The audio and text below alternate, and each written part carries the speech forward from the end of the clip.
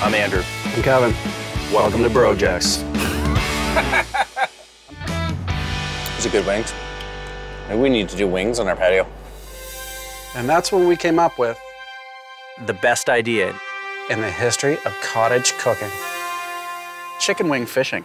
Chicken wing fish. Put it on a skookum fishing rod, and You have to get it into the boiling oil and just sit up there. oh my God, chicken wings. I really like that, actually.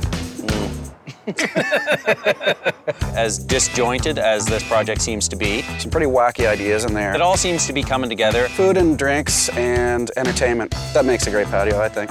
This is my favorite research trip so far. Best research trip ever.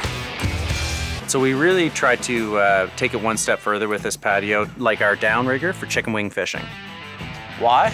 I don't know, but it's kind of fun. Fishing for chicken wings was pretty cool. The boys have this scheme of a downrigger, which goes to a deep fat fryer that they've got on the lower level, Yeah, baby. and they were fishing for chicken wings. That was amazing. Yeah, that thing was awesome. It's a good wing.